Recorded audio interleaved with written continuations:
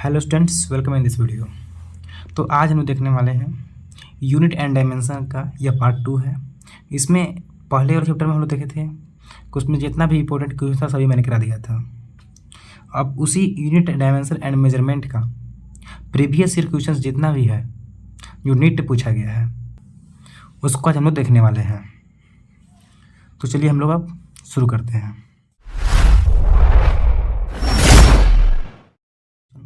The dimensions of Planck constant equal to that of energy, momentum, angular momentum, power। तो इसका हो जाएगा angular momentum correct answer. ठीक है, करेक्ट हो जाएगा एंगुलर मोमेंटम। सेकेंड है the unit of permittivity of free space in note is coulomb पर न्यूटन मीटर। एंड सेकेंड है न्यूटन मीटर स्क्वायर पर कूलाम्ब स्क्वायर। और फिर थर्ड है कूलाम्ब स्क्वायर न्यूटन पर मीटर स्क्वायर। फोर्थ है कूलाम्ब स्क्वायर पर न्यूटन पर मीटर स्क्वायर। जिसका करेक्ट आंसर हो जाएगा ऑप्शन नंबर 3 जो कि है coulomb square Newton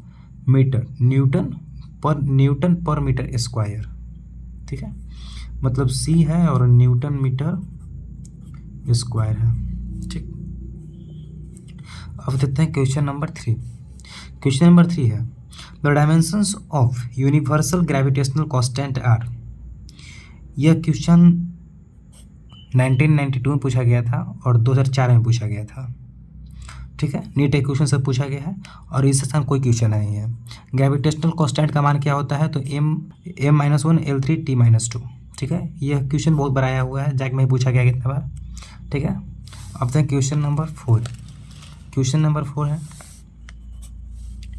the ratio of the dimensions of Planck constant and that of moment of inertia is the dimension of frequency, velocity, angular momentum, time. तो इसका correct answer हो जाएगा option number 1 जो कि है फ्रीक्वेंसी। ठीक है, अब देखते हैं क्वेश्चन नंबर 5। क्वेश्चन 5 है the velocity v of a particle at time t is given by v is equal to at plus b by t plus c where a b and c are length time and length time square. और फिर है LT power -2 और L और फिर इसका T है time, फिर यहाँ L का लेंथ का स्क्वायर, फिर टाइम है, फिर लेंथ और पर टाइम स्क्वायर, और फिर है लेंथ और पर टाइम स्क्वायर, और फिर लेंथ और टाइम, और फिर है लेंथ। तो 5th नंबर क्वेश्चन का ऑप्शन नंबर 2 हो जाएगा लेंथ फॉर टाइम स्क्वायर और फिर लेंथ और फिर टाइम। ठीक है, ये ए का मान हुआ ए और बी का ये और सी का ये। ठीक, अब देखते हैं क्वेश्चन नंबर 6। क्वेश्चन नंबर 6 बोल रहा है dimensions of resistance in an electrical circuit in terms of dimension of mass m of length l and time t और करंट 4i वुड बी। ठीक है, यहाँ पे करंट 4i नहीं है, यहाँ पे कहीं करंट i है। ठीक ना, फिर इसका ऑप्शन हो जाएगा मास लेंथ का स्क्वायर और पर टाइम स्क्वायर, फिर है मास लेंथ स्क्वायर पर टाइम और करंट पर करंट, फिर है मास पर लेंथ स्क्वायर पर टाइम क्यू एंड करंट पर स्क्वायर, फिर यहाँ पर मास लेंथ स्क्वायर और फिर टाइम का पर क्यू है और फिर टाइम और फिर नहीं यहाँ पे आई होगा टाइम और आई का करंट का -1 मतलब कि पर करंट है। ठीक, तो 6 नंबर क्वेश्चन का हो जाएगा ऑप्शन नंबर हम लोग का 3 जो कि है मास लेंथ स्क्वायर टाइम पर क्यू और फिर यहाँ पर करंट फॉर स्क्वायर। ठीक, अब सकते हैं क्वेश्चन नंबर 7।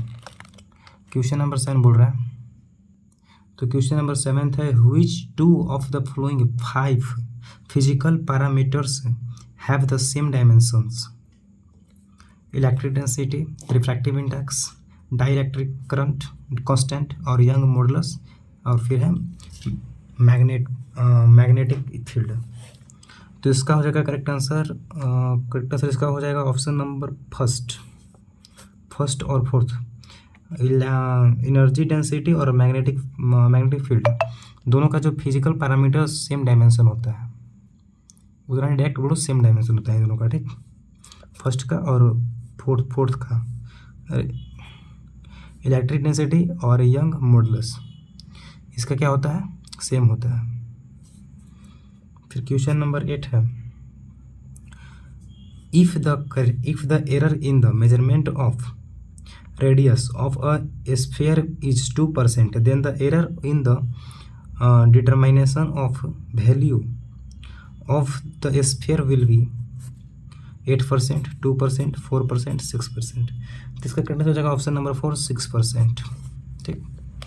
अब देते हैं क्वेश्चन नंबर नेक्स्ट। अच्छा, तो 8 का देख सकते हैं, फर्स्ट था 8%, 4%, 2%, 6%, इसका हो जाएगा 6%, ठीक। अब देते हैं क्वेश्चन नंबर 9। हाँ, तो क्वेश्चन नंबर 9 है, if the dimensions of physical quantity are given by mass का पावर ए है, लेंथ का पावर ए और टाइम के power c, then the physical quantity will be.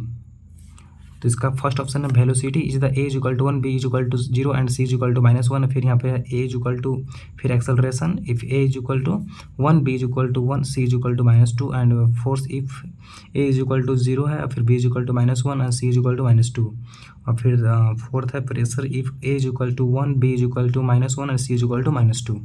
तो क्वेश्चन नंबर 9 का हो जाएगा ऑप्शन नंबर 4, जो कि होगा pressure if A is equal to 1, B is equal to -1 and C is equal to -2, ठीक।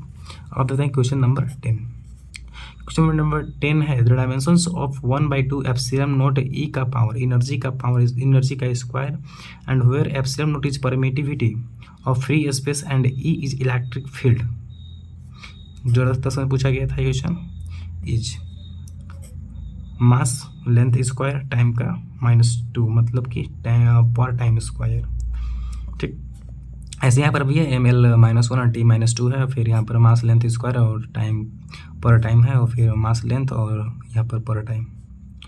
तो इसका क्वेश्चन नंबर 10 का हो जाएगा ऑप्शन नंबर 2 हो जाएगा मास लेंथ पर टाइम स्क्वायर, ठीक।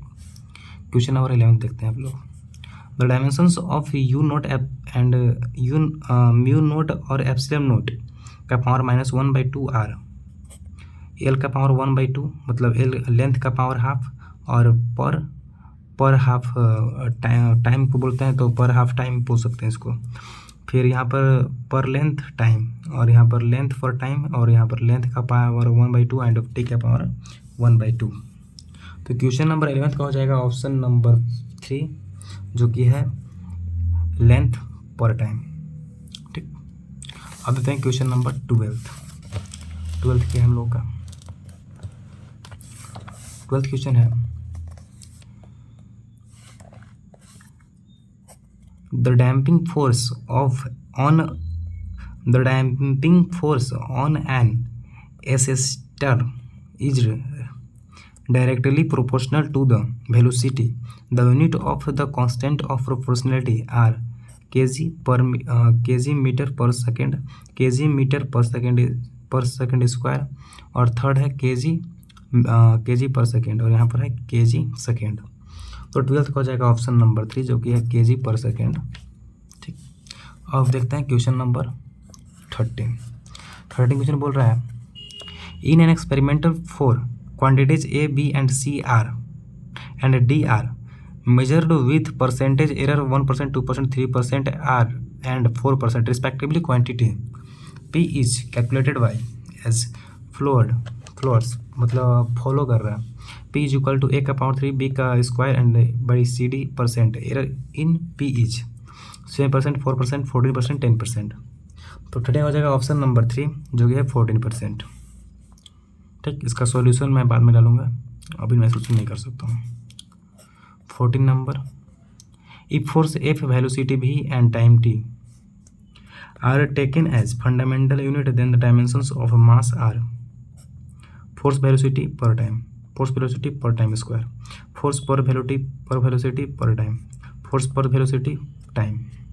तो 14 का हो जाएगा ऑप्शन नंबर 4, जो कि है फोर्स पर वेलोसिटी टाइम, ठीक है। अब देखिए question number 15, if dimensions of critical velocity vc of a liquid flowing through a tube and expired as n का पावर x, p का पावर x, r का पावर x, तो where n पी आर, तो N क्या are the coefficient of velocity and liquid density of liquid density of liquid and radius of the tube respectively, then the values of x, y, z are given by -1 -1 -1 1 1 1 1 -1 -1 -1 1 -1 -1 1।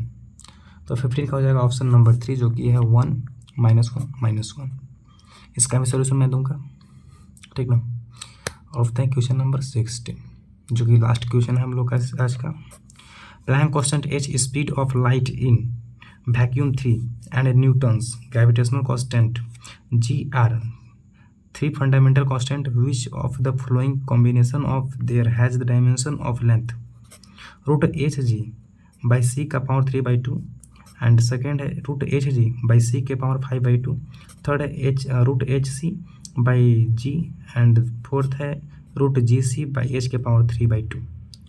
तो 16 number question का हो जाएगा option number first hg by c का power 3/2। तो आज के लिए बस इतना ही, मिलते हैं नेक्स्ट वीडियो में नेक्स्ट चैप्टर के साथ।